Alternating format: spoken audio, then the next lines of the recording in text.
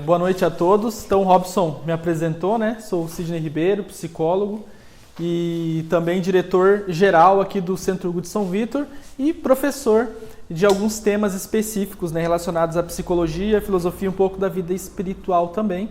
E hoje venho falar para vocês a respeito de Pinóquio, né? Nada mais, nada menos do que a história de literatura infantil mais conhecida no mundo. Só que mais conhecida, vamos colocar entre aspas aqui, porque infelizmente as adaptações modernas, né, as releituras, adaptações para o cinema, para os quadrinhos, tirou um pouco daquilo que é a versão original. Sobre o contexto da literatura moderna, não vou falar hoje, porque na sexta-feira nós teremos uma aula mais do que especial com o Robson, que acabou de me apresentar aqui, sobre a questão da literatura moderna e o efeito que ela vem causando, né? Mas a minha missão aqui hoje é falar um pouco da história do Pinóquio e tentar dizer que muito mais do que um nariz crescendo, muito mais do que uma falta de vontade de estudar e uma preguiça para trabalhar, tem muito mais coisa aí para a gente aprender, tá bom? Então, me acompanhem nessa jornada, algo que fez muita diferença para mim e eu espero que também contribua para vocês. E para a gente começar a falar de uma obra, a gente precisa entender quem foi o autor dela, certo? Porque é a alma desse artista que está exposta, né? Vocês podem acompanhar atrás de mim, nós temos duas imagens, né? Uma de Nossa Senhora de Fátima e a outra do Sagrado Coração de Jesus. Essas duas imagens foram pintadas à mão. Qual é a grande diferença disso? A diferença é que a alma do autor, do artista vai sendo transmitida para a obra quando ele vai manipulando manualmente, artesanalmente, né, essas duas imagens que também são duas obras de arte. Então, quem foi Carlo Collodi? Primeiro, ele não era Carlo Collodi, né? O nome de batismo dele é Carlo Lorenzi, que nasceu em 1826 na Florença, Itália. E ali a gente já entende um pouco de quem é esse homem. Ele estudou no seminário e é formado, então, em teologia, certo? Então, o que está por trás de todo esse conhecimento que ele vem transmitindo nos seus contos, né, nas suas histórias? Uma formação em teologia, né? Então, ele nasce nessa cidade, depois ele resolve adotar um pseudônimo, que fica Carlo Collodi. E por que Collodi? É o nome do vilarejo onde a mãe dele nasceu, né? Então, para homenagear a mãe, ele usa esse pseudônimo para o contexto da literatura infantil. Ele gostava de escrever questões de literatura para passar o tempo, né? Mas com o sucesso, as primeiras obras não tiveram um sucesso tão grande, mas depois, com o sucesso de Pinóquio, ele acaba mergulhando, né, nesse contexto. Então, o que a gente pode pegar de Collodi? Ele tinha uma expectativa muito grande com a unificação da Itália, mas se decepcionou nesse aspecto político. Então, ele começa a se dedicar cada vez mais aos contos e em 1881 ele acaba iniciando o seu conto, né? Que era num jornal, toda semana saía um capítulo e o conto ele se chamava História de um Burattino, né? Ou seja, a história de um fantoche, de uma marionete. Toda semana ele ia lançando. O sucesso foi tão grande que quando ele decidiu encerrar a história, o público pediu mais e ele continuou. Ao contar a história do Pinóquio, vocês vão saber do que eu estou falando. Então, 3 anos depois, ele termina, né? Então, ele começa em 1881, em 1883 ele escreve o último capítulo. E nesse mesmo ano ele publica, mas daí o nome da obra mudou. Fica As Aventuras de Pinóquio, que foi aí traduzida para todos os idiomas e também, como eu já falei, adaptado para televisão, para o cinema e para revista em quadrinho. Infelizmente, né, Collodi não viveu muito tempo. Ele viveu aí, foram 64 anos. Acaba morrendo em 1890, quando ele sofre aí um rompimento de um aneurisma. E história que mais teve sucesso e que nós conhecemos dele é, de fato, o Pinóquio, que eu vou falar um pouquinho para vocês agora. Mas quem já teve a oportunidade de ler o conto ou a versão original de Pinóquio, talvez já tenha se perguntado: Pinóquio realmente se trata de uma história para crianças? Não seria traumático contar uma história com tantas desventuras? Bom, o meu desafio hoje aqui é provar para vocês que definitivamente Pinóquio é uma história, sim, para crianças. Então, até o final dessa noite, esse é o meu objetivo. É a versão original. Como que começa? Então, a versão original de Pinóquio começa só com a madeira, né? Existe um homem chamado Senhor Cereja, esse é o apelido dele porque o nariz dele é vermelho, então, por conta do frio, né? Então, a vizinhança o chama de Senhor Cereja. Ele tem várias madeiras dentro da sua carpintaria, mas ele percebe que uma delas se move, começa a falar e fica muito assustado. E bem nesse contexto chega Gepeto. E pede para ele uma madeira porque ele gostaria de construir uma marionete maravilhosa. O Cereja nem pensou duas vezes, deu a madeira estranha para o Gepeto e o Gepeto foi embora. Começou a talhar então esse boneco e já no começo ele percebe que o boneco tira a língua para fora, começa a dar risada. Quando ele faz os braços do Pinóquio, o Pinóquio tira a peruca dele, então já começa a fazer uma série de travessuras. E ele fala, ó, tem alguma coisa estranha aqui. Mas o Gepeto, ele não tem medo do Pinóquio. Então ele começa a fazer e quando a marionete está pronta, ele imagina, bom, essa marionete não sabe andar. Então ele vai ensinar o Pinóquio a caminhar. Quando ele vira de costas, o Pinóquio sai correndo. E disparada pela rua e o Gepeto desesperado atrás dele. E um policial então vê que o Gepeto está perseguindo aquela criança e acaba prendendo Gepeto.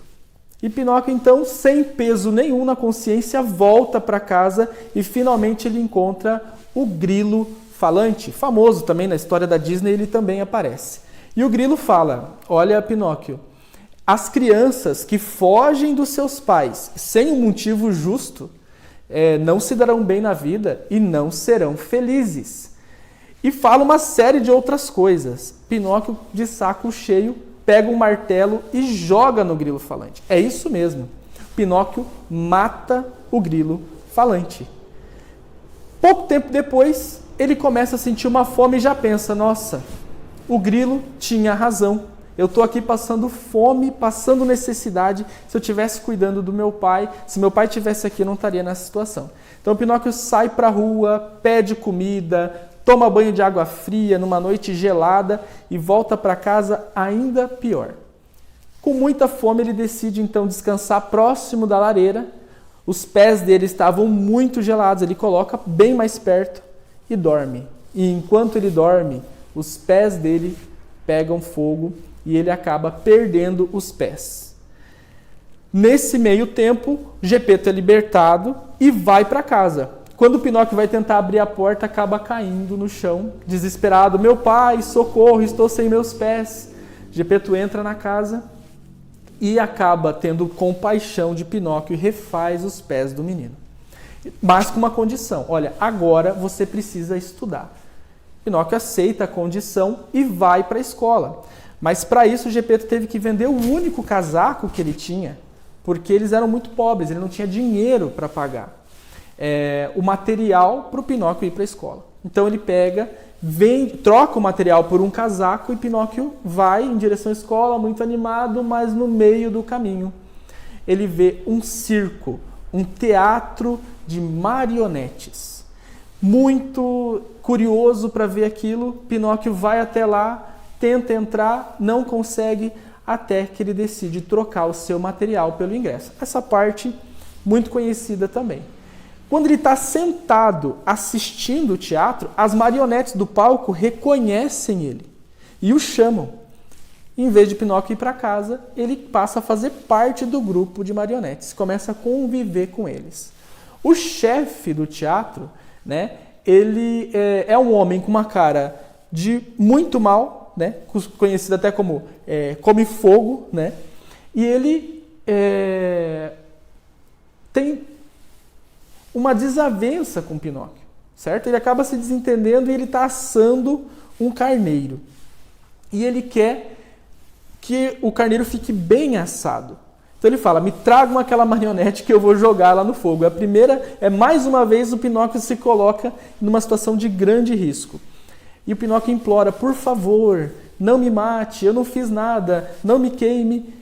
E o come-fogo ele tem esse problema, ele acaba ficando com pena, e é uma doença que ele tem, quando ele tem compaixão de alguém, ele começa a espirrar. E perdoa Pinóquio. Mas ele fala, então me traga um outro boneco.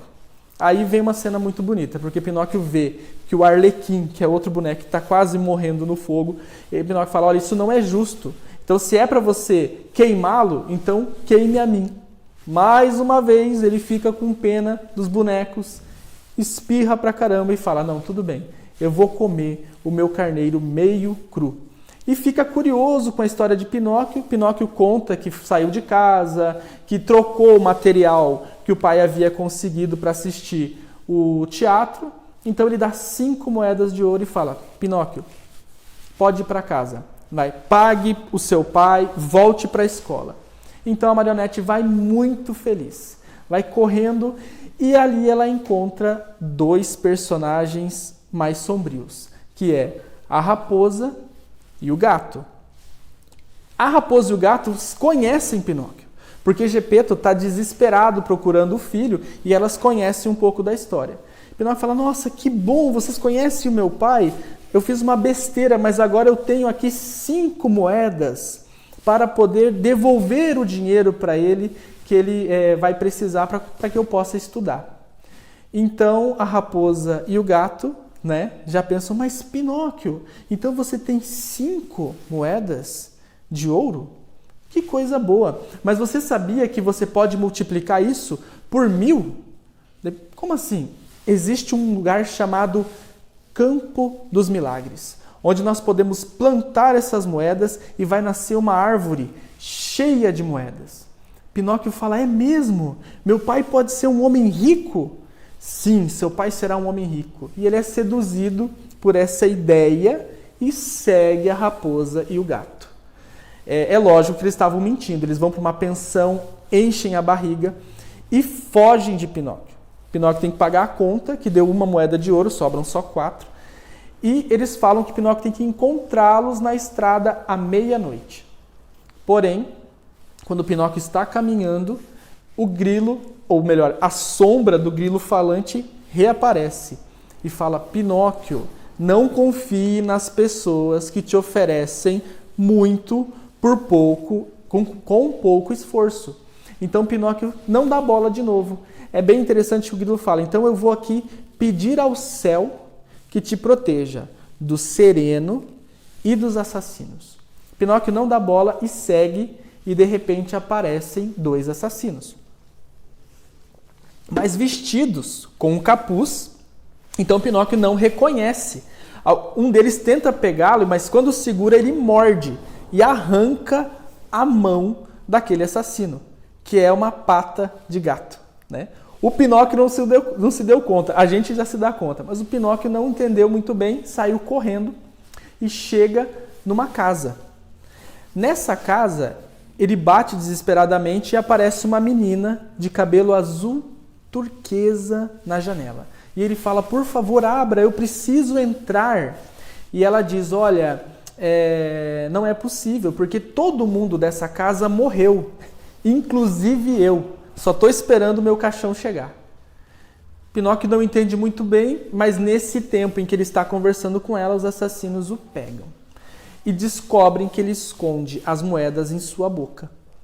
Então eles não veem outro jeito. O que eles fazem? Vamos enforcá-lo. Pegam Pinóquio, amarram e enforcam numa árvore, próxima dessa casa. E Pinóquio passa a noite ali, eles vão embora e falam, quando a gente volta amanhã, quando ele estiver morto, a gente pega as moedas e vai embora. Então, originalmente, a história de Pinóquio terminaria aqui. Mas devido ao grande sucesso, ele Collodi continua a desenvolver a história. Então, no próximo capítulo, aquela menina de cabelos azuis fica com pena de Pinóquio e manda resgatá-lo da árvore. E chama 3 médicos para cuidá-lo, era um corvo, uma coruja e o grilo falante de novo. E o grilo falante vai falando, olha, eu conheço esse menino, ele é um vagabundo, ele é muito travesso. E eles não sabem se o Pinóquio está vivo. Mas, de repente, ele começa a chorar de tanto ouvir, né, as suas características. E, então está vivo. A coruja diz para o corvo, olha, eu acho que se ele está vivo, existe uma grande chance dele não estar morto. E o outro fala, eu acho que se ele não está morto, existe uma grande chance dele estar vivo. E, finalmente, descobre, então, que o menino está vivo. A fada vem e percebe que ele está com uma febre muito forte, vai dar um remédio azedo, ele não quer, diz que prefere morrer do que tomar aquele remédio, até que entra, então, um grupo de coelhos trazendo o seu caixão. Daí ele fala, não, tudo bem, eu bebo. E bebe, então, o remédio para se curar. E logo fica bem. Então, a fada pede para que Pinóquio conte o que aconteceu, como que ele chegou até aquele enforcamento.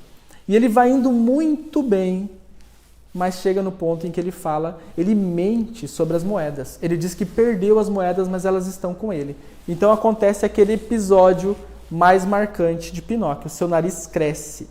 E ele vai contando uma história atrás da outra, uma mentira atrás da outra, e o seu nariz vai crescendo mais ao ponto que ele não consegue se mexer. Ele vira a cabeça e vai derrubando tudo na casa.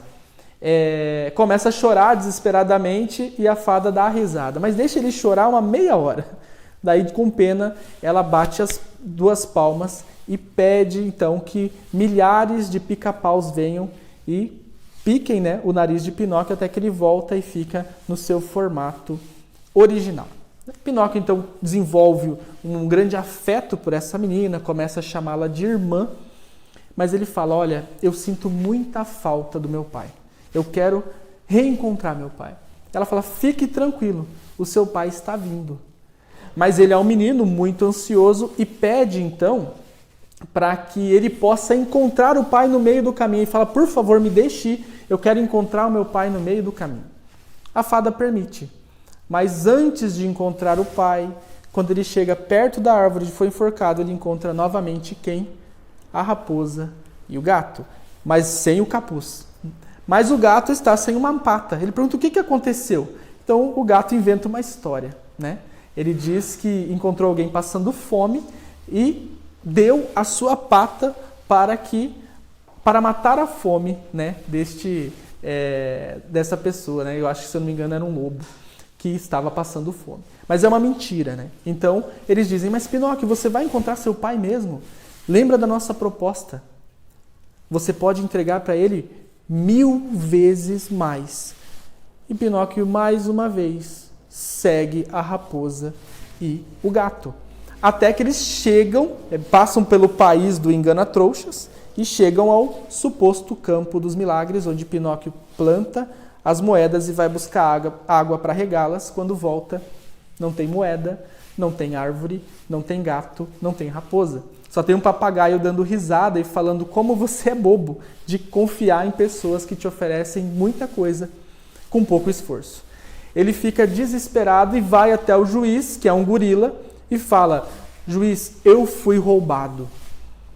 Ah, você tem prova? Sim, tem um papagaio que viu e eles me levaram as moedas de ouro. Ele falou, então, guardas, venham aqui, ele tem razão, ele foi roubado, prendam-no. E prendem Pinóquio, ele fica 4 meses na prisão porque foi roubado. Quando sai da prisão, finalmente consegue voltar para a casa da fada, mas quando ele chega lá, não encontra nem a casa, nem a fada, nem a menina, né, do cabelo azul, que é a fada, e nem o seu pai. Ele encontra só um mármore, uma pedra de mármore, e diz, aqui jaz a menina dos cabelos turquesa, que morreu de tristeza, de tanto esperar o seu irmãozinho Pinóquio voltar. Então, Pinóquio se depara com a morte de um ente querido e chora.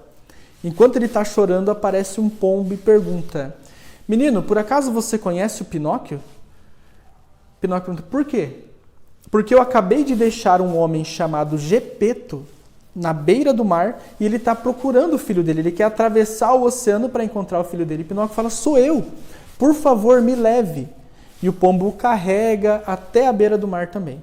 Mas é tarde demais, quando ele chega lá, ele vê Gepeto longe, num barquinho, com o mar revolto, e todo mundo preocupado, porque existe ali uma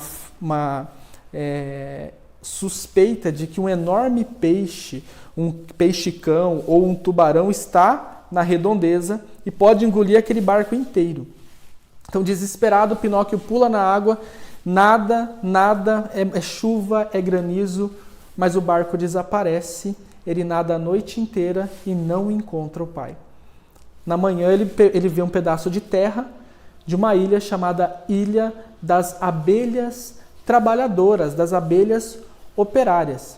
Quando o Pinóquio chega lá, ele fala, isso aqui não é um lugar para mim, porque eu não nasci para trabalhar. Meu pai disse que eu nunca devia pedir esmola, mas eu vou pedir. Então ele começa a pedir esmola para as pessoas e todo mundo diz, claro, você quer uma moeda? Não, eu te dou mais. Mas por favor, me ajude a carregar esse carrinho, me ajude a carregar esses sacos. E Pinóquio vai ficando muito ofendido com as pessoas convidando ele para trabalhar e ele nega. Conhece uma mulher então que está carregando 2 baldes de água, ele pede água, ela dá e ele fala, por favor, me dê uma moeda ou me dê algo para comer. E ela diz, claro, mas por favor então me ajude a carregar esses baldes até a minha casa. Pinóquio, não, trabalhar não. Eu não quero trabalhar. Não, mas eu vou te oferecer linguiça, eu vou te oferecer salada, eu vou te oferecer vários pratos. E Pinóquio vai negando. Não, eu não quero trabalhar. Até que ela diz, tá, mas no final da refeição eu te dou uma bala com recheio de licor. Aí é demais, né? Aí Pinóquio não resiste, acaba cedendo e acompanha essa mulher. E enquanto ele come, como que os seus olhos abrem e ele percebe que aquela mulher é a mesma menina de cabelo azul, agora crescida. E ele fala, nossa, é você? Finalmente ele a chama, minha fadinha. Ela, sim, Pinóquio, sou eu, como você me reconheceu? Ele diz, é o bem que eu te quero, é o bem que te quero que me disse que era você. Então ela fala, mas Pinóquio, o que aconteceu? Ele começa a contar a sua história de novo para ela. E ele fala, mas me diz uma coisa, como que você cresceu tão rápido? Porque eu quero crescer. Isso mesmo. Na história original, quem quer crescer, quem quer se tornar um menino é o Pinóquio. Não é Gepeto que quer um filho. É uma vontade da marionete. Então ela fala, olha Pinóquio, para você não adianta. Você é uma marionete. Você é feito de madeira. Marionetes nascem marionetes, crescem marionetes e morrem marionetes. Mas ele fala, não, eu quero crescer, eu quero me tornar um homem, um menino de verdade. E ela fala então que ele precisa cumprir algumas coisas, ele precisa ter um bom comportamento, ele precisa ser honesto, ele precisa estudar, trabalhar, e ele aceita esse desafio e vai para a escola. Na escola todo mundo começa a tirar sarro do Pinóquio, porque ele é de madeira, enfim. Até que um dia ele fala, não, eu não posso aceitar isso. Estava sofrendo o bullying aí, né, o famoso bullying, ele veio, deu um chute na canela de um, deu uma cotovelada na barriga do outro. Em pouco tempo ele ganhou o respeito da turma, passou a ser admirado por todo mundo, inclusive pelos professores, porque ele gostava de estudar. Olha que coisa boa, quando ele começou, ele era o melhor aluno da turma. Que coisa maravilhosa, né? Só que isso mexeu com os colegas. Os colegas não gostaram, porque o professor exigia muito deles. Então, um dia, um pouco antes da aula, os meninos chegaram e disseram, Pinóquio, você sabia que tem um grande tubarão que está parado na beira do mar? Pinóquio falou, sério? Será que é o tubarão que engoliu meu pai? Pode ser, vamos lá. Ele fala, não, eu vou, mas depois da aula. Para com isso, Pinóquio, vamos? Não, eu vou depois da aula. Eles insistem tanto que Pinóquio acaba indo no horário da aula. Chega na beira do mar e ele fala, mas cadê o tubarão? E os meninos começam a rir dele e falam, a gente te enganou. A gente trouxe você aqui para o professor ver que você não é tão perfeito assim e assim ele vai parar de cobrar a gente. E o Pinóquio fala, eu não acredito, fica irritado e quer bater nos meninos. Aí o maior deles fala, Pinóquio, acorda, você está sozinho, nós estamos em 7. Aí o Pinóquio fala, não, é os 7, igual os 7 pecados capitais. E ele começa uma briga violenta com os meninos, estão brigando. Um deles pega um tratado de aritmética bem grosso e joga em Pinóquio. Pinóquio é muito rápido e desvia. E esse livro acerta a cabeça de um dos meninos, de um dos 7. Os outros 6 saem correndo e Pinóquio ele fica desesperado, o menino morrendo, pedindo ajuda. Pinóquio querendo ajudar, a polícia chega. O que aconteceu? Acertaram um livro na cabeça dele. Qual livro? Esse. De quem que é esse livro? É meu. Bom, então a gente já entendeu tudo. Prendem Pinóquio de novo, vão levando ele e deixam o menino para que um dono de uma barraca cuide, né, até que eles voltem. Então o Pinóquio fica desesperado, ele está caminhando com os guardas, de repente ele pensa, não tem outro jeito. Se eu não fugir, né, eu vou ficar preso injustamente. Então ele foge. E um cachorro começa a correr, os policiais soltam um cachorro atrás dele, ele pula no mar. E o cachorro pula junto. Alidoro, o nome do cachorro. Só que o cachorro não sabia nadar e começa a implorar socorro para Pinóquio. E daí o Pinóquio fica dividido. Ajudo ele ou não? Ele estava me perseguindo, quase me mordeu. Mas no final o Pinóquio acaba decidindo ajudar, salva Alidoro e Alidoro diz, olha, fique tranquilo, quem faz o bem aqui, nessa terra, não fica sem receber sua recompensa. E Pinóquio continua na água e cai na rede de um pescador. E o pescador não percebe que ele é de madeira, quase o devora. Está prestes a comer Pinóquio quando vem um cachorro que sentiu o cheiro da fritura dos peixes, morto de fome, e avançou nesse pescador. Pinóquio percebeu quem que era? Alidoro. Pega, salva Pinóquio e paga sua dívida. O pessoal está dizendo, né? É diferente, é muito diferente. Então, Alidoro paga a sua dívida. Pinóquio para na banquinha e pergunta, senhor, o senhor sabe me dizer o que aconteceu com um menino chamado Eugênio, que levou uma livrada na cabeça? Aí o cara, não, ele está bem, ele não morreu, foi por culpa, né, daquele vagabundo, daquele menino mal educado do Pinóquio. Aí o Pinóquio, ele não sabe que está falando com o Pinóquio. Pinóquio fala, não, Pinóquio não é assim, ele não é tão mal assim. E o seu nariz começa a crescer. Quando ele percebe, ele, não, é verdade, Pinóquio é isso e muito mais. Ele é pior do que o senhor está dizendo. Então, quando ele reconhece, o nariz dele volta para o normal. Ele vai para casa, chega à noite em casa, bate na porta, e lá onde estava a fada azul, e quem sai na janela lá em cima? Uma lesma. E ele fala, lesma, sou eu, Pinóquio, por favor, abra, eu estou com frio, estou com fome. A lesma fala, tá bom, Pinóquio, já estou indo. Mas ela é uma lesma. 2 horas depois, Pinóquio bate na porta de novo, a lesma aparece no andar de baixo. O que foi, Pinóquio? Por favor, eu estou morrendo de fome. Eu estou indo o mais rápido do que eu posso. E ela vai descendo, chega lá no outro dia de manhã. Então é uma penitência que Pinóquio passa, né, durante a noite e é tempo suficiente para ele se arrepender. A fada perdoa ele e dá mais uma chance. Então, a partir daquilo, Pinóquio é uma odisseia, na verdade é uma sucessão de desventuras. Então Pinóquio acaba aceitando os conselhos da fada, né? Tudo bem, então eu vou estudar. E aquele ano todo, até o final do ano, ele segue à risca. Até que um dia a fada fala, Pinóquio, chegou o momento, eu vou te transformar em um menino. Amanhã nós vamos fazer um grande café da manhã, convide todos os seus amigos. E ele fica super animado, mas Pinóquio tem um probleminha.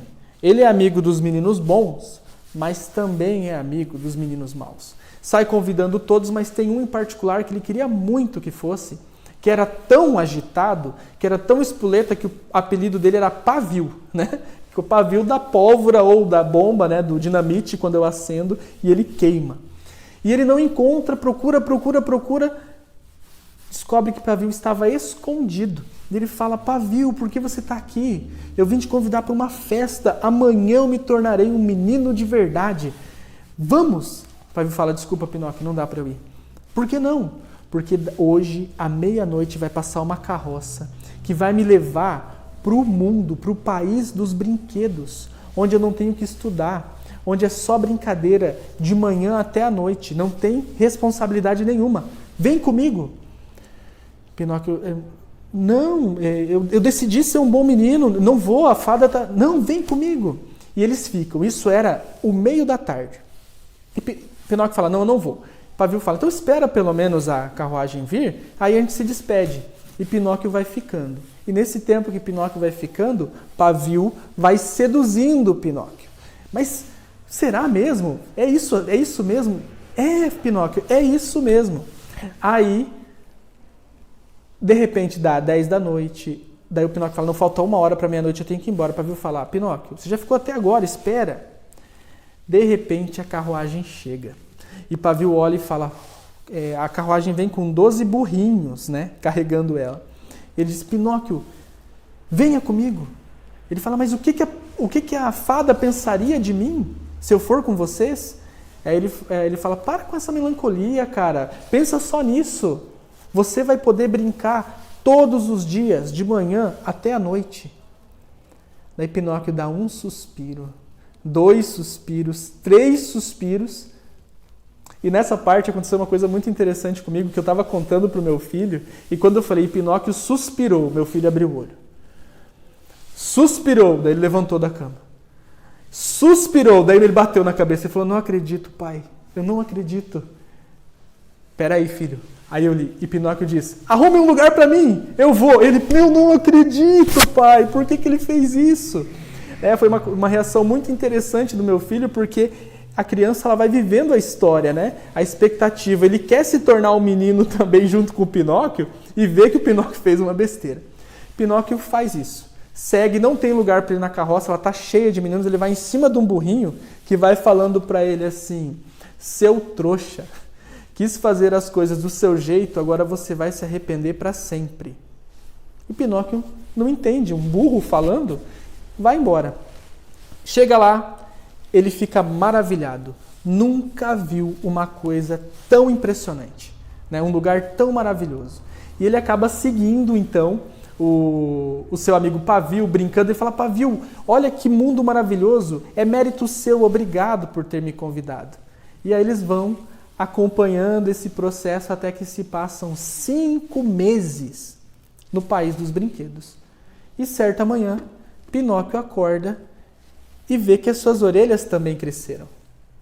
E ele fica espantado. Uma marmota aparece no quarto com ele e fala assim, você está com a febre dos burros. Mas não se preocupe. Esse é o destino dos meninos preguiçosos e que não gostam de estudar. É só você aceitar que a tua vida é isso aí. Então ele sai correndo e quer culpar Pavio. A marmota fala, mas espera aí, o Pavio te forçou a vir ou você escolheu vir? Aí ele fica desesperado. Bate na porta, chega lá, Pavio também está se transformando num burrinho. Os dois se transformam num burro. E são vendidos. O Pavio para um camponês, para trabalhar. E o Pinóquio vai para um circo, aprende 3 meses ensaiando, levando chicotada para aprender a dançar. Então, no dia da sua primeira apresentação, ele olha para o camarote, quem está lá? A fada dos cabelos azuis. E ele tenta gritar, fada, eu estou aqui, mas ele é um burro. Saiu um zurro e ele levou mais uma chicotada no nariz, né? Porque estava fazendo malcriagem, né? Ou burrinho mal criado.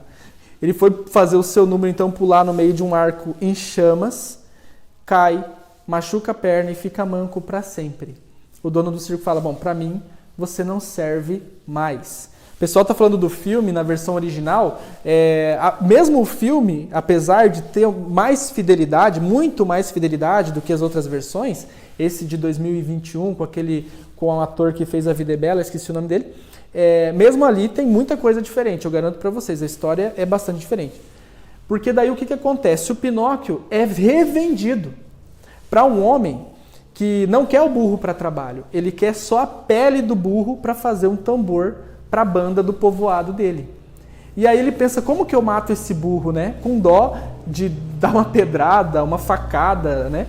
Ele pega, amarra uma pedra no pescoço do Pinóquio e joga ele no mar. E deixa ele lá. Fala, bom, deixa aí. Quando ele morrer, eu puxo ele para cima.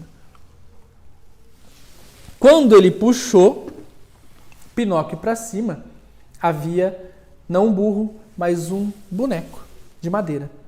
Ele falou, cadê meu burro? O que você fez com meu burro? O Pinóquio falou, sou eu. Era eu. Você quer conhecer a minha verdadeira história? O cara, muito curioso, desamarrou Pinóquio e começa a ouvir. Aí Pinóquio diz toda a sua história, né? E conta para ele que, olha, muito obrigado por você ter me jogado no mar. O problema é que você não estava contando com a fada dos cabelos azuis. Ela viu que eu estava prestes a morrer, teve pena de mim e mandou um cardume de peixes que comeram toda a carne do burro e daí só restou a madeira do boneco. O dono falou, olha, entendi tua história, mas eu saí no prejuízo. Eu paguei caro por você, vamos lá que eu vou te vender de novo. E Pinóquio pula na água e fala, olha, adeus, passe bem. E vai nadando no meio do mar, ele encontra quem? Antes de eu continuar a história, né? Porque eu espero que vocês estejam gostando, eu gostei muito, tanto de ler e agora de recontar. Eu quero destacar uma coisa aqui, que é a presença de alguns colégios católicos que estão acompanhando o nosso curso, né? O primeiro colégio aqui é São José da Imaculada Conceição, de Poços de Caldas, Minas Gerais. Colégio Mater Puríssima, de São José dos Campos, em São Paulo. Opa, tem mais recado aqui. Colégio Regina Angelorum, de Campinas, Colégio Regina Celis, Jaú, São Paulo, e Colégio Everest. Mas tem também aqui o Magnificat, de Vinópolis, Minas Gerais. Pessoal, muito obrigado, né, por nos acompanharem. O que nos motiva a estudar os contos de fada é justamente a educação dos nossos filhos, mas a gente descobriu, conforme a gente tem falado aí, um mundo dentro de outro mundo. Mas então, eu estava contando a história, vamos voltar ali, Pinóquio está nadando e vê como uma espécie de recife, de um mármore branco, uma cabrita de lã azul. Que coisa, né? E ele fica encantado e a cabrita começa a chamar, venha Pinóquio, venha. E ele vai nadando, começa a nadar mais rápido, mas de repente aparece um enorme peixe, na versão em que eu li, diz que é um enorme tubarão, né? Mas também tem versões que dizem que é um enorme peixe-cão. Pois é, né, Fátima? Vale a pena, viu? Vale a pena. Todas as pessoas que eu comentei até agora não leram a versão original e ficam encantadas com o que a gente está falando. Então, o peixe-cão abre a boca e engole Pinóquio. Pinóquio dá uma olhada lá dentro, tenta manter a coragem, mas de repente começa a se desesperar, fala, socorro, por favor, alguém me ajude. E alguém fala para ele assim, ei, espera aí, quem você quer que venha salvar você aqui dentro, seu infeliz? Ele, quem está falando? Eu sou um atum, eu fui engolido com você. Né? E quem vai salvar a gente aqui? Aceite a ideia, daqui a pouco nós seremos digeridos. Pinóquio fala, não, eu não quero ser digerido. O atum fala, eu também não quero ser digerido. Quem quer? Mas eu sou um pouco filosófico. E me consolo com a ideia de que é melhor, já que eu sou um ser marinho, é melhor eu morrer na água do que no azeite. Essa frase é muito impactante porque o que nos consola na hora da morte? Né? Todos nós morreremos, mas se eu tiver certeza que eu vou morrer daqui a pouco, em poucos instantes, eu vou ficar consolado. Então o atum faz essa fala, tem muito significado, tem um significado profundo, que inclusive nós já estudamos aqui no Centro Cultural o livro A Consolação da Filosofia, então tem esse link, né? O que consola o atum é o fato dele ser filosófico, né? E então existe um significado muito importante aí que fala justamente do momento em que Boécio aguarda o período, né, de sua morte, de sua condenação à morte. Vale a pena esse livro também, de repente a gente pode falar mais para frente. Então, Pinóquio não aceita. Não fala, não, eu não vou aceitar. E dentro do peixe, que tinha a extensão de mais ou menos 1 quilômetro, ele enxerga uma luz. E Pinóquio então fala, eu vou ver o que é aquela luz. E ele vai seguindo, vai caminhando, quanto mais perto, mais forte a luz. E quando ele chega lá, essa luz está iluminando a mesa onde há um homem sentado. A luz conduz Pinóquio ao seu pai. É Gepeto. Pai, é o Senhor mesmo. E Gepeto fala, nossa, será que os meus olhos estão vendo a verdade? Ele, sim, pai, sou eu.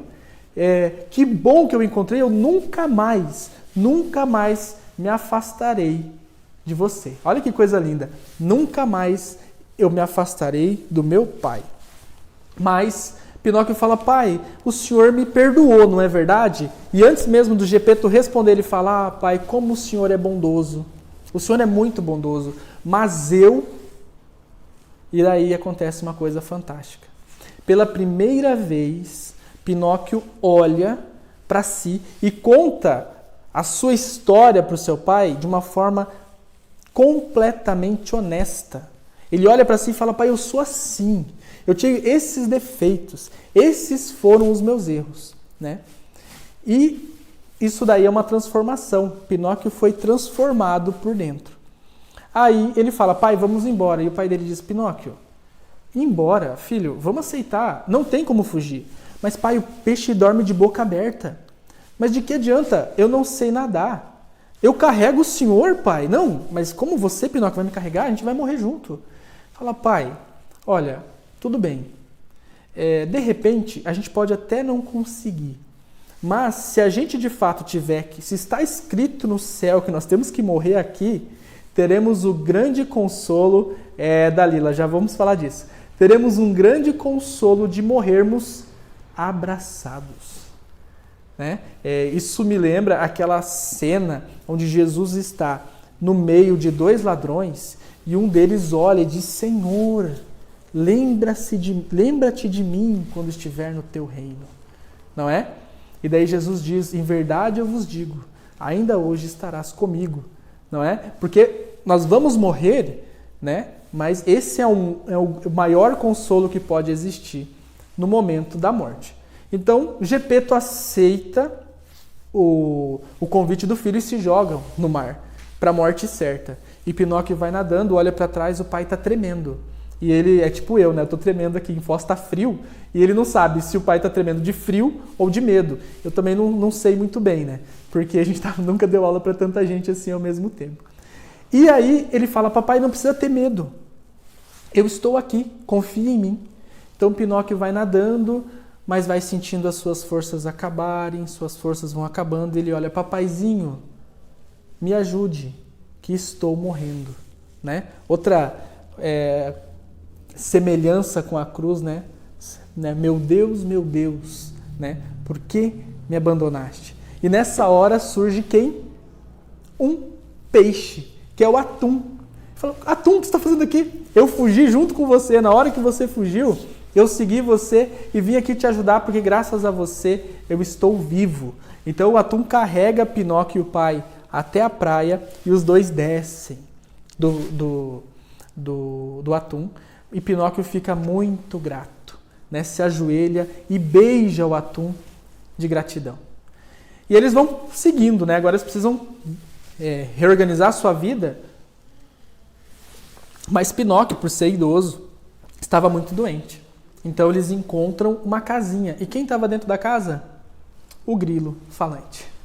O grilo falante era o dono de uma cabana onde estavam Pinóquio e Gepeto ficaram, e ele herdou essa cabana de uma cabrita de pele azul, de lã azul, que disse, olha, eu estava aqui esperando o Pinóquio, mas eu acho que ele já foi devorado pelo peixe. E então Pinóquio fala, querido grilo. Aí o grilo fala, Pinóquio, querido, você esqueceu que você já me matou? Ele fala, é verdade, me desculpa. Por favor, me fira também. Só poupe o meu pai. Aí o grilo diz, não, fica tranquilo. Eu vou poupar o pai e também vou poupar o filho. Pinóquio então começa a pensar assim, como que eu vou ajudar meu pai? Ele está doente. E ele descobre que perto dali existe um camponês que cria algumas ovelhas. Então ele consegue leite para o pai. E ele vai até lá com esse camponês. Mas o camponês fala, tudo bem, um copo de leite é uma moeda. Mas eu não tenho moeda. Bom, sem moeda, não tem leite. Pinóquio fica triste, mas ele fala, não, pera um pouquinho aí. Se você girar essa manivela aqui e encher 100 baldes de água, eu te dou um copo de leite. Então, olha o tamanho, é absurdo, né? Uma criança, que nem Pinóquio, girando uma manivela para encher 100 baldes em troca de um copo de leite. E aí isso me lembrou um pouco o livro da vida de Santa Teresa, não é? Porque lá ela diz que a nossa vida espiritual é como se fosse um jardim, onde a gente precisa fazer um grande esforço no começo para que as flores fiquem bonitas. Eu preciso ir até o rio e trazer água. Mas quando, né, a graça nos alcança, finalmente eu progrido na minha vida espiritual, é como se uma chuva caísse e molhasse, né? Então Pinóquio começa a fazer esse trabalho. O camponês diz, sabe por que eu preciso disso, Pinóquio? Porque o meu burrinho está doente, está para morrer. Daí o Pinóquio fala, que burro? Aquele ali. Pinóquio vai ver quem é o burro do camponês que está doente? O seu amigo Pavio. Pavio olha para Pinóquio e morre, de tão doente que estava de tanto trabalhar. Bom, Pinóquio começa a fazer esse trabalho, ele vai e volta todos os dias, durante 5 meses, trabalhando. Também começou a produzir alguns cestos de junco para conseguir mais dinheiro. À noite, Pinóquio fazia as lições da escola, treinava a sua leitura, então ele estava conseguindo manter a casa e guardar um dinheiro. Guardou 40 moedas e finalmente disse, pai, eu tenho 40 moedas. O pai falou, filho, vá, compra uma roupa nova para você. Tá bom, então eu vou. Ele vai todo empolgado para comprar uma roupa e encontra no meio do caminho a lesma. E a lesma fala, oi Pinóquio, lembra de mim? Ele, sim, lembro. Ela fala, então, eu sou a lesma que morava com a fada. A fada... E ele, onde está a fada? Eu preciso vê-la. Olha, ela está enferma, está muito doente no hospital e já não tem mais nenhum tostão para pagar a despesa. Ele fala, mas, por favor, então pega essas 40 moedas, mas você não ia comprar uma roupa? Ele, de que me adianta uma roupa nova se a minha mãezinha está morrendo no hospital? E fique tranquila, de hoje em diante eu vou trabalhar 5 horas a mais todos os dias para manter todas as despesas da fada no hospital. E Pinóquio volta para casa. E naquele dia, de fato, ele trabalhou 5 horas a mais, produziu o dobro de cestos de junco e muito tarde ele adormece. Quando ele adormece, a fada aparece para ele no sonho e diz mais ou menos isso daqui. Muito bem, Pinóquio. Graças ao seu bom coração, hoje eu lhe perdoo por todas as molequices que você fez. Olha que coisa maravilhosa. E nesse ato de perdão, Pinóquio acorda. E quando ele acorda, ele se dá conta que ele não é mais um boneco. E ele se dá conta que ele não está numa cabana velha, mas ele está num quarto de um menino todo decorado, tudo bonito, com roupas novas em cima da cama. E quando ele vai vestir as roupas, tem um porta-moedas no bolso com um recado da fada. Pinóquio, eu lhe devolvo aqui as suas 40 moedas, que são 40 moedas de ouro, né? Pelo bem que você me fez. Você finalmente cresceu e se tornou então um bom menino. Pinóquio procura o pai, encontra o pai na casa, de bom humor, de boa saúde. E então Gepeto diz a Pinóquio, né, o que aconteceu. Essas mudanças na nossa casa são todas por mérito seu, Gepeto disse ao Pinóquio. Porque quando os meninos maus se tornam bons, tem a virtude de fazer com que também aqueles de sua família tenham um aspecto mais alegre e sorridente. Então Pinóquio olha para a marionete que ele era, que está ali encostada numa cadeira, e ele diz, como eu era ridículo! E como agora eu estou contente por ter me tornado um bom menino. E assim termina a história.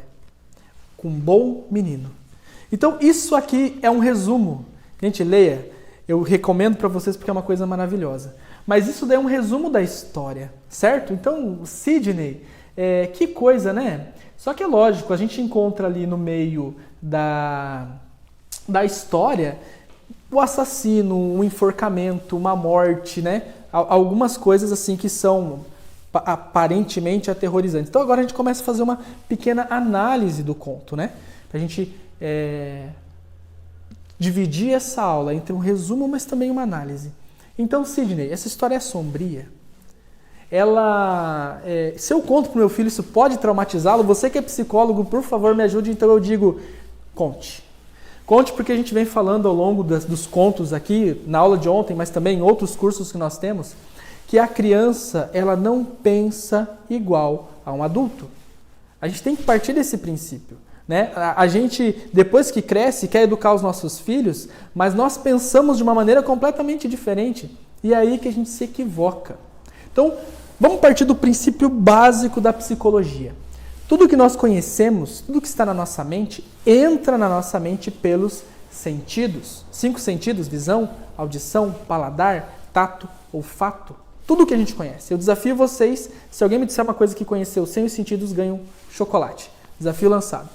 Então, eu preciso dessas experiências para que pelos meus sentidos entre na minha mente de uma forma abstrata, né? Conteúdos que vão parar na minha fantasia, no meu imaginário. E do meu imaginário, esse conteúdo vai ser abstraído de novo para a inteligência. Mas estamos falando de criança, vamos nos ater nesse caminho, dos sentidos até o imaginário. Então, tudo que eu preciso, tudo que eu tenho na minha cabeça, ela segue por esse caminho. Então, nós sabemos que as crianças, elas têm menos experiências do que nós, né? Então, vamos pensar assim, eu vou conhecer algo de novo. O que é um chale? Né? Eu tenho algumas mulheres aqui, várias mulheres assistindo, mas talvez tenha um homem desinformado que não sabe o que é um chale. Certo? Então eu digo assim, olha, eu não sei. O chale ele é um manto, certo? Ele pode ser de lã, que as mulheres usam para cobrir os seus ombros numa noite fria, como a de hoje aqui em Foz do Iguaçu. Bom, eu não sabia o que era um chale, mas eu sei o que é um manto, eu sei o que é a lã, eu sei o que é uma mulher, eu sei o que é um ombro. Então eu reúno essas 4 coisas que eu já tinha na minha mente e descubro uma nova coisa. É assim que a mente da criança também funciona. Então quando eu falo para a criança que na história existe um gigante mau, a criança olha para você e fala assim, mas pai, o que é um gigante? Você fala, é um homem muito grande. A criança tem na cabeça dela uma ideia do que é homem e do que é gigante. Ela une as duas coisas de uma forma totalmente adequada para a sua imaginação. E aí eu posso falar de uma situação nojenta, de uma situação sombria, de uma situação grotesca. O construto que essa criança faz na sua mente é com base nas experiências dela. Então aquele horror que eu enxergo quando eu estou lendo a história, a criança não enxerga. A não ser que eu esteja expondo essa criança a um conteúdo de imagens inadequadas. Né? Então, quando eu pego um filme, e pode ser um filme baseado nos contos mais maravilhosos que existem, mas o produtor do filme e a sua equipe desenham o monstro do conto. E como eles desenham? Com base na sua imaginação, na imaginação deles, adultos. Então eles podem pensar assim que o mais legal vai ser fazer o monstro mais horrível. E pode ser exatamente como eles estão enxergando. Quando isso chega para uma criança, é algo que eu uso aqui, o termo pode ser pesado, mas é algo como uma violência. É quase um estupro para uma criança. Por quê? Essa imagem, a gente não tem defesa contra ela. Ela penetra violentamente na mente da criança. E aí a criança tem medo, tem pesadelo, fica insegura. O efeito que um conto lido, ou até contado, decorado e contado para a criança, que ele teria, foi destruído. A criança guarda uma imagem que ela não estava preparada para ver. Então eu digo para vocês, contar a história é adequado? Conte. Porque ela vai fazer uma construção mental de acordo com as condições dela. Nessa perspectiva que eu expliquei. Então, se a gente pudesse ver o monstro que os nossos filhos estão enxergando, ele seria muito mais fofo do que o monstro que eu estou vendo. Isso eu garanto para vocês, né? Então, a gente precisa perceber isso, né? A criança, ela guarda alguns detalhes, ela vai sendo conduzida pela história, vivenciando essa história do momento de uma forma totalmente diferente. ela vai vendo lá a natureza da própria infância dela, ela vai vendo, por exemplo, as tentações que o Pinóquio vai passando, e ela vai passando junto, né? E como ele resolve, né? Como ele vai amadurecendo todo nesse processo. Mas o que acontece? O Pinóquio ele deseja acima de tudo crescer, né? Só que daí quando a fada fala para ele, Pinóquio, você é de madeira, vai morrer de madeira, a não ser que você se torne um menino bom, um menino moralmente responsável.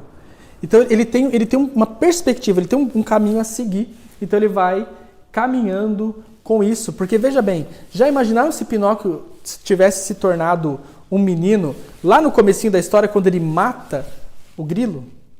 Então ele seria de carne e osso por fora. E amanhã a gente vai falar sobre um dos contos de Nárnia. Amanhã é o leão, a feiticeira e o guarda-roupa, né? Mas também tem uma passagem no Príncipe Caspian, onde Lúcia diz o seguinte, ela fala, já imaginou, olha, não seria medonho se um dia, no nosso mundo, os homens se transformassem por dentro em animais ferozes, como os de Nárnia, mas por fora continuassem homens comuns, onde eu não pudesse distinguir um do outro? O tamanho do perigo que isso seria, Lúcia não sabia, né? Lewis não sabia, mas a gente vive nesse mundo hoje, né? A gente não sabe pela aparência o tamanho, né, de repente, da crueldade que o ser humano pode carregar dentro de si. Não é? Hoje a gente vê aí os bárbaros de diploma, não é? Né, matando bebês no ventre das mães, né, fazendo uma série de barbaridades, mas respaldados pela santa ciência. Então, olha que coisa maravilhosa. Antes de Pinóquio se tornar um menino por fora, ele precisa se tornar um menino por dentro, né? E nós também estamos nessa jornada. E toda criança quer crescer. Isso é saudável, né? A gente precisa dessa vontade de estar se desenvolvendo, né? E o que significa essa rigidez do Pinóquio? É a rigidez da infância. Aquele egocentrismo primitivo, o narcisismo que toda criança tem, elas têm. É claro que existe uma inocência no processo. Aí o Robson acabou falando um pouco do livro, né? Sermones Centum. Hugo de São Vítor faz aqui uma análise muito interessante. Que o pecado, ele nos fere de duas formas, né? Tanto na nossa vontade quanto na nossa inteligência. O pecado na nossa vontade, ele destrói a vontade. A nossa vontade é totalmente deturpada. A nossa vontade é totalmente maliciosa. Mas ele não destrói a inteligência. E por que o demônio faz isso? Porque se ele destrói a nossa inteligência, se ele não só fere, mas ele aniquila ela, eu não tenho responsabilidade. Vocês não concordam comigo? Se eu não tenho capacidade intelectual de enxergar um erro, eu não tenho como ser responsabilizado por aquilo. Então, nós temos uma inteligência obtusa, obscurecida, e uma vontade maliciosa. E isso é a nossa infância, certo? Então, no processo de desenvolvimento, eu preciso o quê? Tirar essa madeira de mim, né? Essa cabeça dura, né? De madeira, então, muito mais dura. E que essa cabeça dura é gerada pelo quê? Pela indisciplina das minhas paixões. Tem alguém me dizendo, meu filho, não faça isso, meu irmão, não siga esse caminho. Mas a minha cabeça dura, de madeira, ela me leva a ser teimoso, né? Vamos usar o termo mais prático aqui. A gente é teimoso. Por quê? Porque nós nos apegamos tanto à nossa vontade que eu não tenho capacidade de ouvir. E essa vontade, ela pode ser movida por uma ambição, ela pode ser movida até por uma boa intenção, né? Querer deixar meu pai rico. Bom, não tem mal nisso, mas no fundo tem ali uma vontade de ser rico, né? O apego às coisas materiais.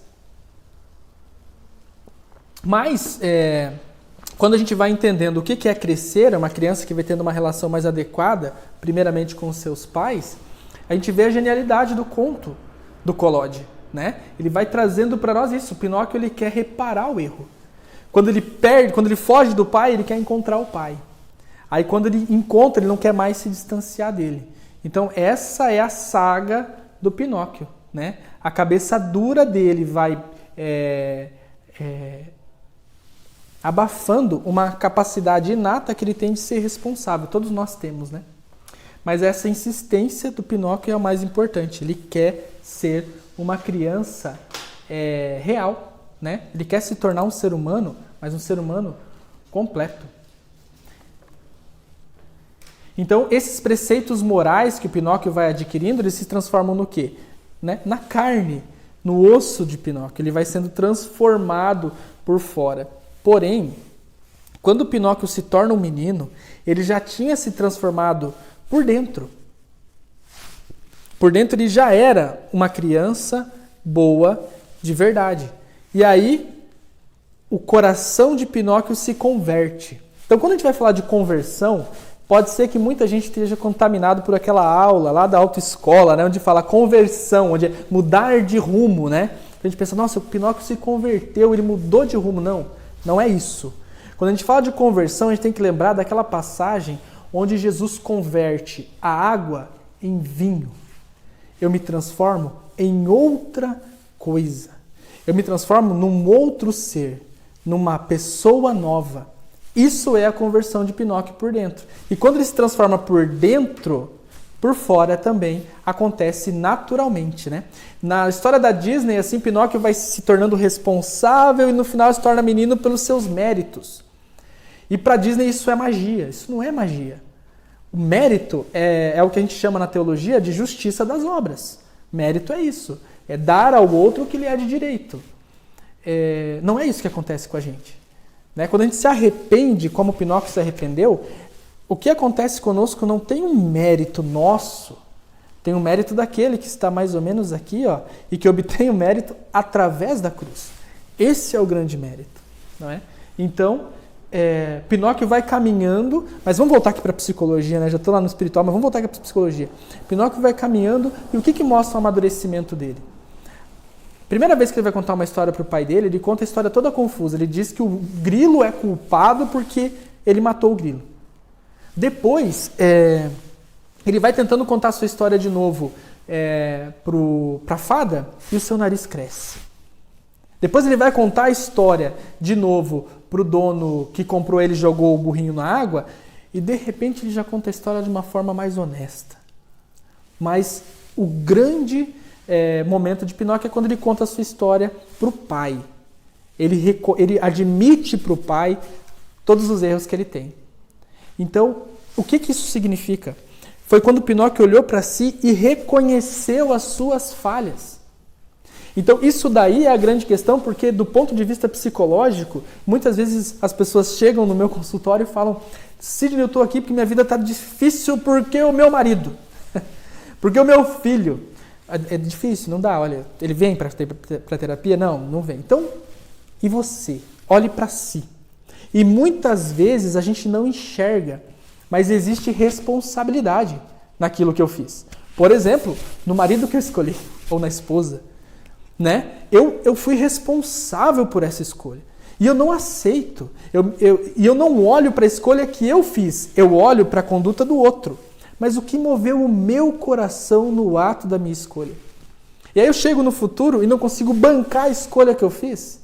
E quando eu não banco uma decisão que eu tomei, isso daí é um sinal de maturidade, né, daquela pessoa que quer voltar para trás. Mas tem coisas que não dá para voltar para trás.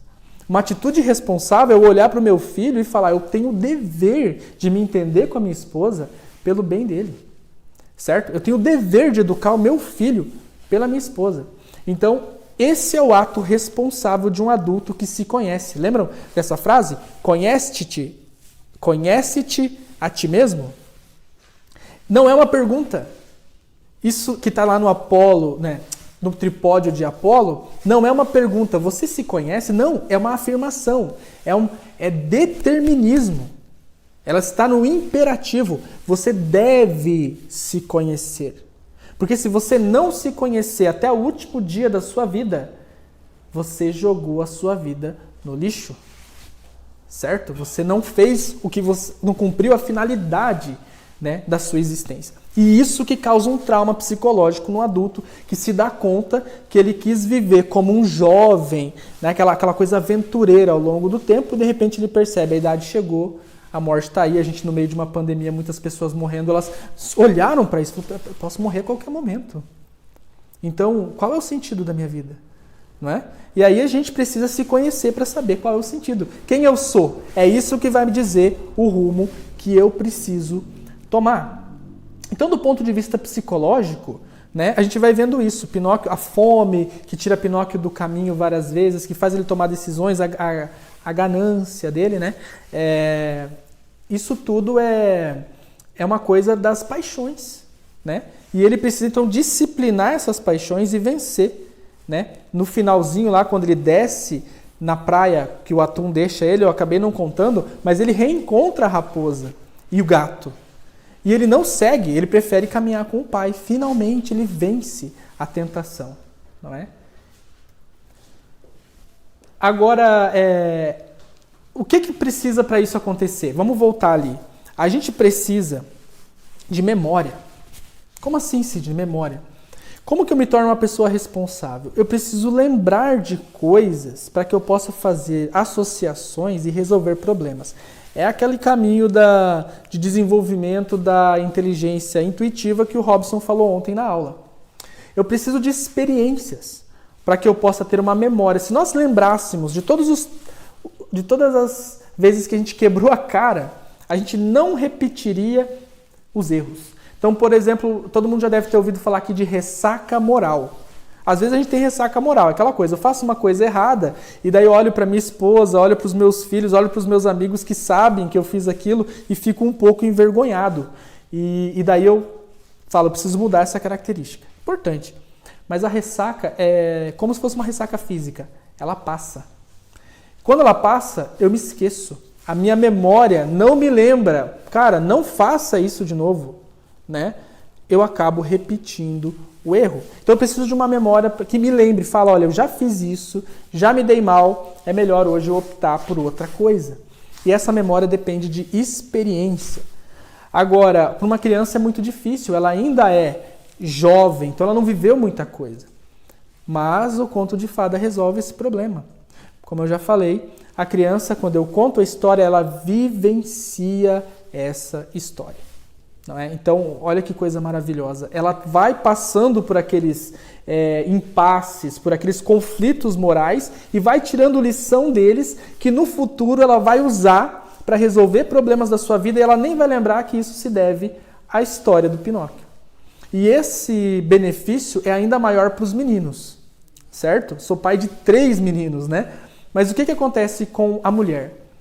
A menina, biologicamente falando, chega a um ponto em que ela já identifica que, por exemplo, a sua sexualidade pode corresponder a uma grande responsabilidade. Né? Quando um bebê é gerado, também surge uma mãe. O menino, mesmo quando ele já sabe que pode ser pai, ele não amadurece desse jeito. No homem é necessário um esforço para que ele consiga entender o que é uma responsabilidade moral por uma vida. Né? Então, geralmente, a menina é muito mais responsável nesse aspecto. E o menino, ele só quer pensar como o Pinóquio, na sua vontade, no seu prazer, no seu egoísmo. Então, para que ele amadureça, eu preciso colocar conteúdo de amadurecimento ali dentro. E os contos de fada, contos como histórias como Pinóquio, são riquíssimos, são um privilégio para o amadurecimento desse menino. Né? Para as meninas é bom, mas para os meninos é ainda melhor. E aí eu alcanço um adulto responsável, certo? Que infelizmente, pelo que a gente escuta, né, no setting terapêutico, é um ser em extinção. Né? Um homem responsável hoje é um ser em extinção.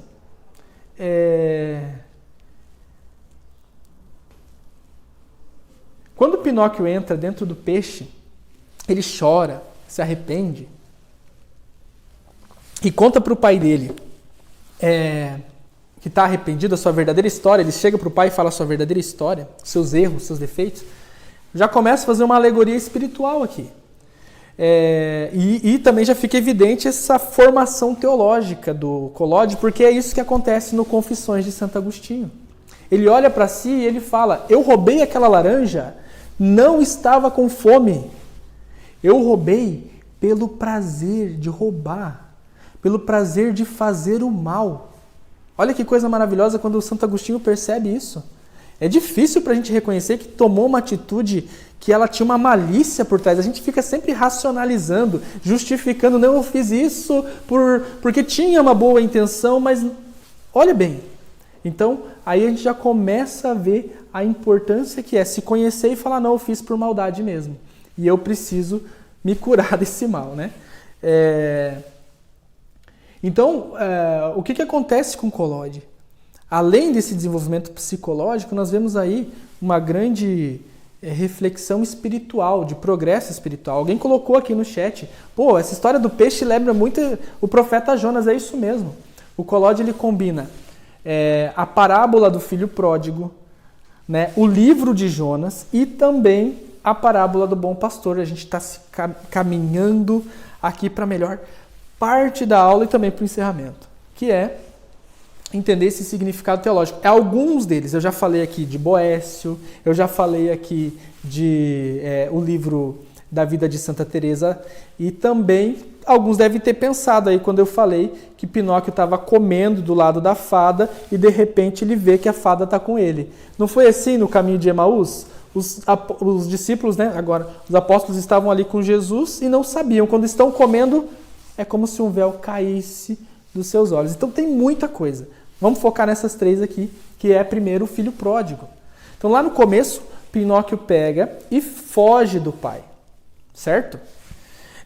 Gepeto, ele não é rico, mas ele pega tudo o que ele tem e troca para que Pinóquio possa estudar. A herança dele, né, era um casaco. E aí Pinóquio pega e o que ele faz com a herança que o pai queria deixar para ele, que era uma boa educação? Ele simplesmente torra a herança. E daí vem num caminho de retorno para a casa do pai. É aquele filho pródigo que volta para a casa do pai arrependido e é perdoado, certo? Então, é uma alegoria muito bonita do filho pródigo. Do profeta Jonas também, porque Jonas tem uma semelhança com Pinóquio. Ele é um profeta desobediente, ele não quer obedecer a Deus, ele quer se furtar da sua missão, então ele tenta fugir e sobe no navio. Mas Deus envia uma forte tempestade, né? Os tripulantes falam com ele, ele confessa: essa é a tempestade porque eu estou aqui. Eles falam: então é fácil resolver. Pegam Jonas e jogam na água. Então Deus faz surgir, isso é muito importante, no livro de Jonas está assim: Deus faz surgir uma fera marinha, um monstro marinho, um enorme peixe. Ou seja, esse peixe ele existiu naquele momento só para engolir Jonas. Deus fez surgir, não era um peixe que estava passando por ali e viu um ser humano dando sopa, né? Não, Deus fez surgir e ele engole. E lá dentro, Jonas ora para Deus, conversa com Deus. Certo? Não é isso que acontece com Pinóquio, que dentro do peixe ele encontra o pai e conversa com o pai e se arrepende junto do pai. Então é uma história muito semelhante, onde os dois saem, não é verdade? E aí nós percebemos o quê? Nos dois casos a gente vê a expressão de uma vontade misericordiosa de Deus, né? De poder perdoar o outro quando acontece uma manifestação real de arrependimento, não é? Então ali a gente já encontra. E depois lá em Mateus, em capítulo 12 e 40, Jesus faz a alegoria, né, de que o tempo que Jonas passa dentro do peixe, são 3 dias e 3 noites, representam um tempo em que o Filho do Homem, né, ficará também dentro do sepulcro. Olha que coisa bonita, não é? E depois Pinóquio sai do peixe. E quando ele sai do peixe, que ele chega na praia, ele agradece o atum, não por causa dele, porque Pinóquio nadava muito bem. Na história vocês vão ver, Pinóquio nada muito bem. Ele agradece o peixe porque o peixe salvou o seu pai. E logo depois que ele beija o atum, o sol nasce. É uma coisa bem simultânea, assim. Acontece um e o outro acontece. Então, é mais uma alegoria da ressurreição. É uma coisa muito bonita, fantástica. E também tem a questão da parábola do filho pródigo. Desculpa, do bom pastor. A parábola do bom pastor. Porque Jesus diz lá em João, capítulo 10, salvo engano, versículo 11, que ele diz, eu sou o bom pastor. Ele coloca esse adjetivo, certo? Eu sou o bom pastor. Está qualificando Jesus. Agora, o que é o bom pastor? Ele explica no mesmo versículo, o bom pastor dá a vida pelas suas ovelhas. Hugo de São Vítor, né, que é o autor desse livro aqui, mas no tratado que ele faz, que é o Tratado dos 3 Dias, ele diz o seguinte, que a bondade, a benignidade, ela é uma das características invisíveis de Deus. Tudo que Deus faz é bom. Tudo que Deus fez é bom. Esse princípio é importante. Aí, o que é uma boa mãe? Vamos lá, uma boa mãe, ela dá a vida à criança e pela criança, certo? Minha esposa passou por isso essa noite, ela passou a noite em claro porque o nosso bebê não dormiu muito bem. E ela estava hoje de dia, educação domiciliar, né, firme, e está lá. Apesar do cansaço, ela dá a vida ao bebê e pelo bebê. Um bom pai, o que é um bom pai? A mesma coisa, ele dá a sua vida pela sua família. São João Crisóstomo nos diz, né, que um pai, ele deve dividir o seu tempo entre as obrigações e a família. Se não é família, tem que ser obrigação. Se não é obrigação, tem que estar com a família. Certo? Então é aí que o homem tem essa coisa. Mas e eu? Cara, você veste o teu manto escuro aí, que representa o teu mortuário, né? Porque agora a tua vida é pelo outro. Esse é um bom pai. E o que é um bom filho? Ora, um bom filho é aquele que dá a vida pelos seus pais. E não foi isso que Pinóquio fez? No final, o pai doente, a mãe doente, ele tem que trabalhar para mantê-los. Ele está, uma forma de gratidão, dando a vida para salvá-los. A vida pode ser a morte, de fato, às vezes é necessário que a gente morra, mas também pode ser o tempo que a gente dedica pelo outro, onde eu morro para a minha vontade e faço algo para a vontade do outro. Isso também é uma morte. Então isso é bonito e Pinóquio chega lá no final, porque no final do livro diz isso. Eu me tornei um bom menino. Esse bom significa essa capacidade de morrer por alguém, de morrer matar a minha vontade, me esvaziar da minha vontade pelo outro. Mas para morrer, a gente precisa de coragem, não é verdade? Vejam bem, eu não estou falando aqui dessa coragem que é imprudente, insensata, certo? Eu não posso pegar aqui e falar, eu sou pai de 3 filhos e quero pular de paraquedas. Por mais seguro que seja, tem alguém que gosta, nada contra. Mas por que eu posso correr o risco de morrer com alguma coisa imprudente que não vale a pena, certo? Né? Pelo menos na minha análise, ou na análise concreta da realidade, eu estou arriscando a minha vida por uma coisa que não é essencial. Eu tenho que morrer por um motivo justo. Mas eu só vou perdendo esse medo da morte quando eu vou experienciando a morte. E é o que acontece com Pinóquio. Ele quase morre várias vezes ao longo da história. Então a gente tenta, né, afastar os nossos filhos de temas como morte. Né? Esse ano eu perdi meu pai e recentemente a minha esposa perdeu uma avó. Então os meus filhos vivenciaram a perca de um vô e de uma bisavó. E a gente tem que falar sobre isso. Né? Tem que trazer o tema, como a coisa acontece. Porque quando eu me dou conta que a morte existe, é que eu começo a valorizar mais a minha vida. Né? E aí existe o seguinte... Quando eu percebo que a morte existe, eu me lembro até hoje, à noite, em que eu me identifiquei, que eu tomei me dei conta que meu pai e minha mãe morreriam. Estava lá na minha cama, deitado, dormindo, tinha menos de 10 anos, não lembro exatamente, e de repente eu falei, gente, meu pai vai morrer. Minha mãe vai morrer. Eu chorei a noite inteira, não dormi naquela noite. E aí aquilo foi despertando dentro de mim uma vontade de fazer algumas coisas. Por exemplo, eu sempre fui um menino assim, mais afetuoso, vamos dizer assim, né? Então, minha esposa fala que isso se chama meloso, né? Eu era assim, eu gosto do toque, do abraço, do beijo, né? Com a minha mãe, mas com meu pai tinha uma barreira, certo? Não dava, meu pai era aquele homem mais sério, firme. Então, poxa vida, mas eu tinha uma carência daquilo, e eu me lembro bem, isso não estava previsto na aula, mas agora eu vou terminar a história, eu me lembro bem como que aconteceu. Eu fui no encontro da Renovação Carismática, foi falado de pai, foi falado de amor paterno, e aí aquilo inflamou dentro de mim, e eu fui para casa e falei, é hoje que eu vou chegar e vou dar um abraço no meu pai, vou falar, pai, eu te amo, sempre quis abraçar o Senhor e tal. E aí eu cheguei em casa tarde, bati na porta, e quando meu pai abriu a porta, ele falou assim, isso é hora de chegar, moleque, vai direto para a cama. Né? O espírito se guardando. Mas assim, eu tinha aquela carência com meu pai, e o que isso significa? A carência é minha, a responsabilidade é minha. Eu tenho que dar esse passo. E eu não desisti. Então eu continuei e desenvolvi um hábito de sempre que eu acordava, dar um beijo, né, na cabeça do meu pai. No começo ele estranhava, uma coisa meio assim, o que está acontecendo com esse menino? Depois de um tempo, eu chegava perto do meu pai e ele já inclinava a cabeça. Certo? E aí ele conseguia falar de coisas profundas, coisas que ele se arrependeu na minha educação, na educação dos meus irmãos, enfim, a nossa relação mudou completamente. Então, essa questão dessa...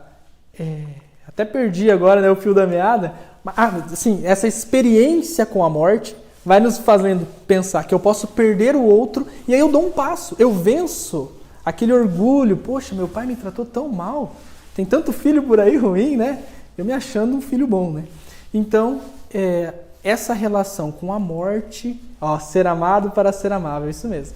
Então, essa relação com a morte vai nos fazendo desenvolver coragem para vencer coisas, certo? Para vencer barreiras. E aí, Pinóquio passa por isso ao longo da história toda, né? Ele vai vivenciando e vai vencendo esse medo da morte. Certo? E é isso que faz com que eu valorize a vida. É isso que faz com que eu perceba que existe uma questão que é um amor recíproco, onde é amar para ser amado, ser amável, né? Amar para ser amável. A pessoa colocou a frase ali. É um amor de troca, certo? E também é um amor de sacrifício. Por que é um amor de sacrifício? Porque em algumas situações onde existe um mal ou um perigo, eu preciso me arriscar, né? Pelo bem. Porque quanto mais eu amo, mais eu tenho medo de perder. É uma balança. Quando eu estou indiferente, se eu perdi ou não, tanto faz. Quanto mais amo, mais eu tenho medo de perder. Então, a gente vê assim, que a partir daqui, quando o Pinóquio vai desenvolvendo essa questão de fazer um link na sua memória, de todas as relações, ele vai desenvolvendo virtudes naturais e a graça ajuda. É isso. A graça não força. A graça, ela só contribui, né? Então, quando a nossa natureza está preparada, eu ia falar do livro De Magistro, mas é melhor deixar para uma aula específica só para isso, mas quando a nossa natureza está preparada, a graça nos atinge e aí acontece aquela conversão que eu comentei, certo? Então, que conversão é essa? Que conversão é essa? Eu quero voltar para a casa do pai. Então, se eu quero voltar para a casa do pai, Pinóquio nos ensina o seguinte, agora para a gente encerrar. Eu preciso, primeiro, me transformar por dentro, certo? Eu preciso me converter por dentro, porque depois que eu me converto por dentro, eu vou estar preparado para voltar também em corpo e alma para a casa do Pai, certo? São Tomás de Aquino nos fala na explicação que ele tem do credo, que ele diz, todos nós, independente se você morreu com 5 anos, com 30 anos, se você é paralítico, se você não tem um dedo, se você não tem uma orelha, todos nós, quando ressuscitarmos, vamos ressuscitar perfeitos com 33 anos. Ou seja, o nosso corpo será transformado, certo? Será transformado também como Pinóquio foi transformado no final do conto.